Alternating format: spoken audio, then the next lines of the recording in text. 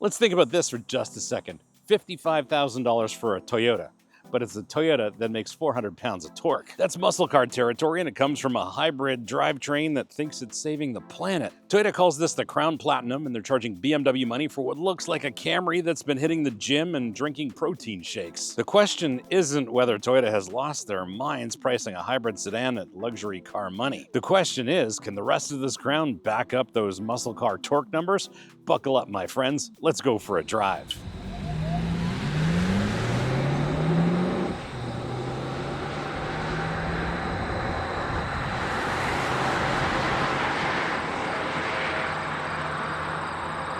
I'm your host, Brian Makse, racer, lover of driving fast, fun things, and on this channel, you get reviews for drivers from drivers. Now, Toyota didn't just accidentally stumble into premium pricing.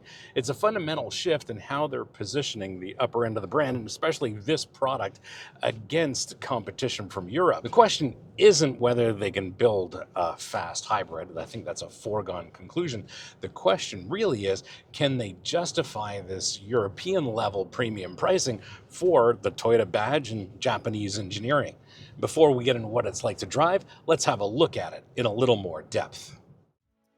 For North Americans, this Crown represents Toyota going a little bit upmarket. There's nothing new for 2026, but there are some very notable details here. For starters, the hybrid Makse system uses a 6-speed automatic, not a CVT. The power unit combined makes 400 pounds of torque. This does have 4-wheel steer and adaptive dampers. Speaking of this hybrid Makse system, it's actually sophisticated. It starts with a 2.4-liter turbocharged 4-cylinder, plus an electric motor that's sandwiched between the gasoline motor and the transmission, plus an electric motor at the rear axle. And combined, this makes 340 horsepower and 400 pounds of torque. Transmission, as I mentioned, is a 6-speed automatic, and I do have to mention that the electric motor at the rear axle is water-cooled. Steering is electrically assisted, but this Platinum has rear steer, making this 4-wheel steer. Suspension's based around McPherson struts at the front, multi-link at the rear, adaptive dampers on this Platinum trim, 4-wheel disc brakes, of course, and it is a hybrid, so there is some regenerative braking going on. Curb weight is 4,343 pounds. Wheels and tires on this Platinum are these massive 21s, and proportionally they're correct because this is actually 60.6 inches tall, which is taller than Tom Cruise, Danny DeVito, and most people's expectations about hybrid performance. I should mention there's a lot of tech and creature comforts that this Platinum has: the advanced park system, panoramic view monitor, heads-up display, which I really like, the 11-speaker JBL sound system, and of course Toyota's suite of safety systems. Now, Toyota calls this a sedan, but it sits taller than some crossovers and has the ground clearance of a light truck. The marketing department probably had meetings that sounded like therapy sessions. What are we really? Well, we're tall like an SUV, but we want to be sophisticated like a sedan. Can't we be both? That's not how taxonomy works, Jeff. And in a world filled with crossovers, at least Toyota's being honest about the confusion. Did you know that 80% of you are not subscribed? Yes, it's true. 80% of you are not subscribed. I checked the data. So if you like the content on this channel, do me a solid, hit that subscribe button, make sure you like this, and if you want to support the channel, please hit up our merch store. Links here, links below. Lots of great stuff for driving enthusiasts like us, including our very popular line of Save the Manuals merch. Now back to your regularly scheduled episode. Behind the wheel, I am shocked at how quiet it is and shouldn't expect any less. The Crown is a historic nameplate in Toyota's history, and they're doing it right here. This is incredibly quiet here behind the wheel. And speaking of being behind the wheel, I've got a great interface to the steering wheel and to the pedals. Really dig this seat. It's very supportive, very comfortable. Of course, this is the top trim level for the Crown, so it's heated and cooled as well, but it is very supportive in all the right ways. Lots of adjustment here, comfortable over long distances. Really, really dig this seat. And then this steering wheel, it's just the perfect shape, perfect size for the task at hand in this Crown. It's properly round. There's no fancy, stylish, flat bottom bit, and it encourages you to have your hands at 9 and 3 where they should be. There are some shift paddles here, which we will talk about in a little bit, but overall, the fundamental driver interface is absolutely spot on. Really digging Toyota's latest digital instrument clusters. They are extremely legible in all kinds of lighting. You can get all the information you need here, and they're configurable to a certain degree. This one, of course, has a heads-up display, and it just works wonderfully, exactly the way I want it to. The infotainment system is Toyota's latest. The interface is very simple. It's very straightforward. You're not digging down into sub-menus upon sub-menus to find any of the features you wish to change in the infotainment system. I use it on wireless CarPlay, works great for me. There is a wired connection here in the armrest, so you can connect your phone on a wired basis through USB if that's your jam, but the wireless connection works perfectly for me. Despite its odd kind of stature, it kind of has the presence of a crossover, but the looks of a sedan. In that way, it's strange to find that there's actually not a lot of headroom here. I've got this seat adjusted as low as it'll go, and for anybody meaningfully taller than me, there's not a lot of headroom here. But I'm 5'10" on a good day, and most people will be very comfortable here. Plus, there's lots of reach adjustment in this seat as well as the steering column, so anybody can get a comfortable seating position. But if you're terribly tall, if you're a professional basketball player, well, you're not fitting in the front seat of a Crown. Ergonomics are modern Toyota, very simple, straightforward. The climate control system is buttons and switches. It actually works properly. It's not all buried into the infotainment screen like some other systems. The secondary controls on the steering wheel work exactly like you expect them. There's a couple of additional controls like the drive mode switch here, as well as the auto hold function, and everything is logically laid out in this cabin. Really appreciate it because it's very easy to become accustomed to this Crown. If you're coming from something else, it's very easy to figure this out, and you're never looking for any secondary controls inside this cockpit. There is a wireless charger here. We're going to talk about this a little later in the episode. I don't have my phone in there, and that's the reason why we're going to talk about it later in the episode. There are a couple of cup holders here, and what I've done is I've removed a section so that my phone will just rest there because I'm not putting it in that wireless charger. Nonetheless, a couple of cup holders here, lots of storage in the armrest, a couple of bottle holders in the door, a little bit of additional storage there. And then in terms of spaciousness, you and your front seat passenger, very, very comfortable. Lots of room here in the front row and in the second row. This Crown is quite big. There is tons of room in that second row. And in the trunk, there's tons of room in there. There's a lot of room, probably 4 golf bags worth. And for those of you who are actually concerned and are curious, there's a full-size spare underneath the trunk floor. When it comes to the seating position, it seems like Toyota's taken advantage of this crossover-like stature of this Crown, as well as perhaps consulting actual human beings who actually drive cars, because the fundamentals just work. Even though technically this looks like a sedan, you sit up high enough to see over traffic, but not so high that you need a ladder to get in. It's the automotive equivalent of finding jeans that actually fit, and you're left wondering why no one else has actually figured this out yet. This infotainment system loads faster than people's attention spans, and in 2025 and 2026, that's basically instantly. Thankfully, Toyota realized that nobody wants to wait 30 seconds for their car to boot up like it's running Windows Vista. That interface is cleaner than a surgical suite and more intuitive than your mother's guilt trips. The JBL sound system sounds great, partly because it's so quiet in the cabin. It also has 11 speakers, which leads me to the conclusion that Toyota believes in prime numbers and excessive bass response. Sure, this has the stature of a crossover, but it looks like a sedan, and with these sedan proportions, it gives you the feeling of a sedan, but with a twist. The tall seating position makes the cabin feel airy and open, like sitting in a really nice conference room with windows. Maybe more importantly, rear seat passengers get genuine legroom thanks to the long wheelbase, and that panoramic roof creates an open air feeling without the structural compromises of an actual sunroof. It's spacious in all the right ways, but maybe not quite as cavernous as its exterior dimensions suggest. Wow. In a straight line, this is actually quick, and it works. It's quite impressive.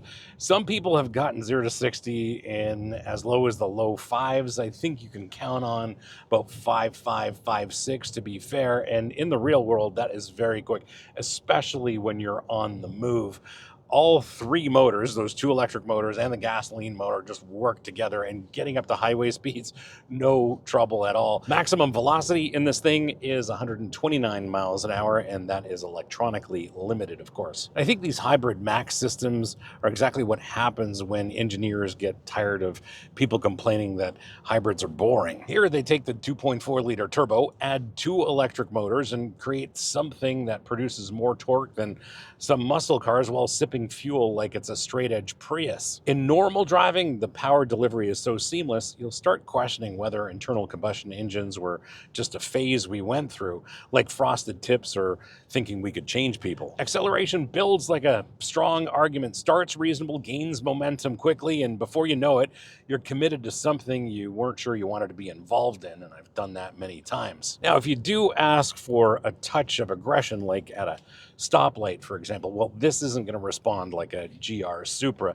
This is a near luxe sedan after all. And here's where this drivetrain gets interesting. The electric motors deliver torque instantly, and the 2.4-liter turbo 4, well, it builds power like a delayed reaction to bad news. But instead of the jerky, disconnected feeling you get from some hybrids, this system coordinates better than a Swiss watch made by people who actually like each other. This crown is smooth, it's fast, and it happens without the drama usually associated with making 400 pounds of torque. It's like having a personal trainer who's also a therapist. Effective, supportive, and surprisingly gentle about pushing your limits. And this thing gets 30 miles per gallon combined. Let that sink in for just a second. It makes more torque than some recent muscle cars and still returns fuel economy that would make a Camry jealous. This hybrid system doesn't just save fuel, it saves space, because explaining why you spent 55 grand on a Toyota becomes a lot easier when you're not stopping for gas every other day. And I think overall this drivetrain gives this Crown a heck of a lot of performance and the ability to return some reasonable fuel consumption numbers.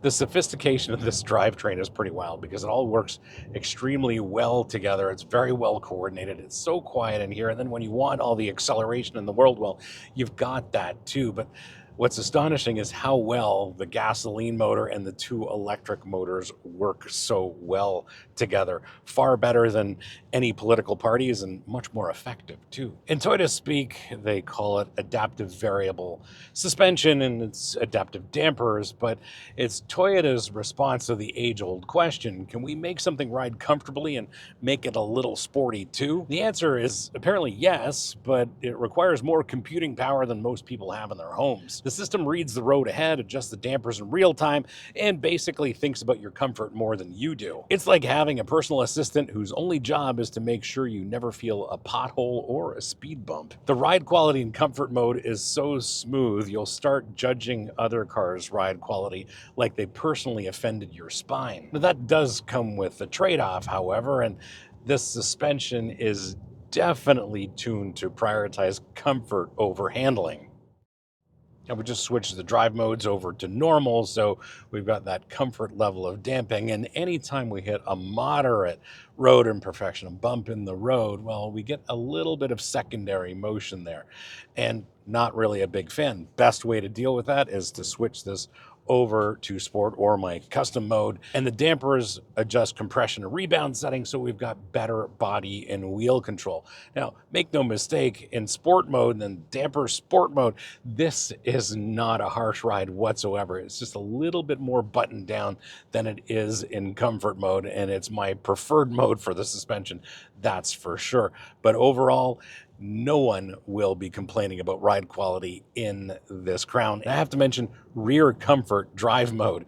It actually prioritizes the comfort of the rear seat passengers. And if that doesn't give you a hint that this vehicle might be intended for livery use, then I don't know what is. Here on this uneven pavement, the suspension soaks up these bumps, transmits very little intrusion into the cabin. This is definitely a luxurious driving experience, and it's reinforced by how well the suspension, especially the dampers, absorb road imperfections. This does an incredible job. This is a very, very comfortable car to ride in. The steering is where Toyota's know-how just shines through. It's precise without being twitchy. There's just enough heft here, strong on center, and it overall just works. It's like having a conversation with someone who actually listens, but doesn't feel the need to comment on everything. It's light and easy in parking lots, and then it waits up when the corners get interesting, adapting to your needs better than most relationships. The braking system here is the reality of a 4,300-pound hybrid sedan meeting the realities of physics. Now, since we've got some corners, they're right here, I think we should attack them, shall we? Let's. Up over the crest, onto the brakes, turn in nice and crisp. Shocking how crisp it is. Pick up the throttle on exit, does exactly what it's supposed to do. Now, you do hear a lot of the four-cylinder engine sound here in this case, but in day-to-day driving, you don't hear that at all. Here, it's a little exaggerated because we're running this up to the upper end of the rev range. The great thing is you can control the gearbox manually. It does not run up to rev line. It'll actually upshift for you, but here we go. We've got a tough corner right here. It's off camber on the exit, taxes every tire, every suspension. Let's see how this goes. Not bad at all. And the suspension's doing a great job of soaking up the bumps. Well done. It still has a significant amount of body roll, as you'd expect for a suspension setup that is optimized for passenger comfort more than anything else. But if you find yourself in a place where the roads are interesting, you're not going to be disappointed. Just plan on a little bit more body roll than you'd find, say, in a GR Supra. This braking system is where Toyota's hybrid engineering meets the realities of stopping a 4,300-pound sedan. I've got a lot of confidence in the brake pedal itself, and feel, control, modulation, all top-notch, but every once in a while, the regenerative braking system kind of decides to show up and kind of interfere with that process. You can still kind of override it to a certain degree with the brake pedal. The brake pedal is always there and gives you all that confidence, but every once in a while, regenerative braking, because the system is optimized to recover as much energy as possible, it's very eager to get involved here, and it's a very unusual thing. Again, doesn't interfere with the actual braking of this crown, but every once in a while there's just a little bit more regenerative braking going on than I would expect, and maybe it's in those times that I've actually forgotten that I'm driving a hybrid. Well, let's talk about the rear steer for just a second, and I think they added to the crown for no good reason, except when Toyota's engineers looked at conventional steering systems, they thought, oh, that's just too easy. So at low speeds, the rear wheels steer in the opposite direction of the fronts for a tighter turning circle, or in the same direction at highway speeds for better high-speed stability. It's like having a car that can walk and chew gum at the same time, except the gum costs extra and walking requires a computer science degree to fully understand. But here's the thing. It actually works. Parking becomes as easy as ordering coffee, and high-speed lane changes are as controlled as the average political debate.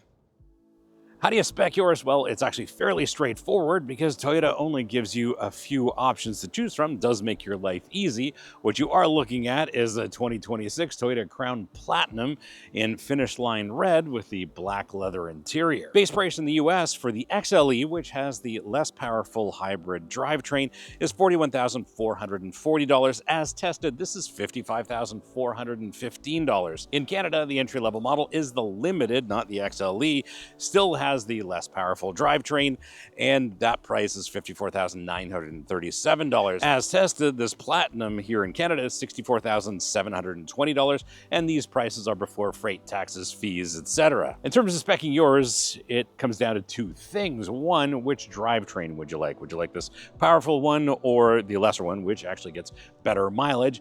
And how many features and luxuries would you like? As far as I'm concerned, I like this drivetrain, I like this color, and I definitely like this trim. This Platinum trim has everything I'm looking for. It makes the whole driving experience that much more comfortable. Now, when it comes to pricing, here's where it starts to make sense. The thing is, if you're considering a BMW 330, Audi A4, one of the Genesis sedans, at this price point, the Crown Platinum does make some sense.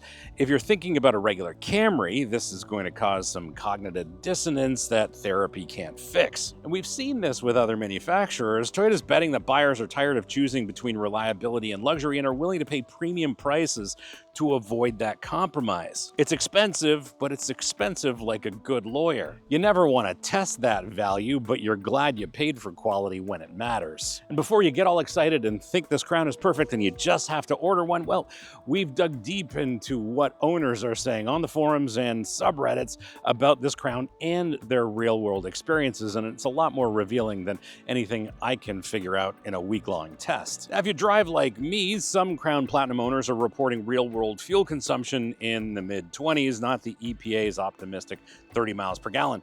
The hybrid Makse system prioritizes performance over efficiency, and if you drive it like you always use at 400 pounds of torque, you might see worse. I think poor mileage is a user error thing because most owners are easily achieving EPA numbers of 30 miles per gallon combined. Some owners have reported a persistent wind noise from the driver's side mirror area that Toyota acknowledges as a known issue with no fixed timeline. It's not assembly quality, it's aerodynamic design apparently, and it's loud enough that passengers notice it above 60 miles an hour. I will say that this 2026 Crown is absolutely silent on the highway. Some owners are reporting that the wireless charging pad will cook your phone, and owners report overheating so bad that they've just stopped using it entirely. I did discover that on my own, and I am no longer using the wireless charger. Here's an ergonomic quirk. Short people are reporting that brake pedal positioning creates an ergonomic puzzle for them. Raise the seat for better visibility, and the brake becomes a stretch to reach comfortably. It's a design compromise that affects daily usability if you're on the shorter side of life. My verdict, well, here's the thing about that 400 pounds of torque. It's absolutely real, and you feel every single pound of it. The electric motors deliver peak torque instantly, then the Turbo 4 kicks in. There's no lag, no waiting, just continuous shove that keeps building. It doesn't sound like a muscle car, and it certainly doesn't feel like traditional American muscle, but it might just be quick enough to qualify as muscle. And at $55,000, the Crown Platinum isn't competing with regular Toyotas anymore. It's competing with entry-level BMWs and Audis, and honestly, it's not embarrassing itself. The torque is legit, refinement's there, and efficiency makes every other car in the price range look wasteful. And I guess Toyota hasn't lost their minds. They built something that actually causes other people to lose theirs. And here's the thing, Toyota could go on forever building simple, reliable, efficient cars, but I think with this Crown, they looked at the near luxury market and said, we can do better than that. In a lot of ways, this Crown Platinum proves they're right. It's more reliable than much of what comes from Europe, more efficient than any American competitor, and more luxurious than anyone expected from Toyota. The hybrid system works flawlessly, the interior is genuinely premium, and the driving experience is engaging without being exhausting. It costs near luxury car money because it is a luxury car, one that just happens to be built by people at a company with an incredible reputation for reliability. Thanks for hanging out with me today and having a look at this 2026 Toyota Crown Platinum. Hope you enjoyed this episode, and if you did, you're not new, you know what to do. Smash the subscribe button, turn on your notifications, like this, and as always, sharing is caring, so please share this with your friends, especially on Reddit, because on Reddit, they really need to see reviews for drivers, from drivers. If you have any questions or comments, please leave them in the comments below. I'll get back to you as soon as I can. And if you want to support the channel, please hit up our merch store. Links here, links below. Lots of great stuff for driving enthusiasts like us, including our very popular line of Save the Manuals merch. Thanks again for watching. We'll see you again next time. And remember, cars don't understeer by themselves, not even Toyota Crowns. Since you've hung around this long, we'll have a look at an episode that you found incredibly popular, and that was something related to this, but the Crown Signia, and that was a little bit different take on the Crown, and I am shocked at how popular that episode was, but not so shocked given how well that thing drives. So I think you'll enjoy that episode. Thanks again for watching. See you again next time.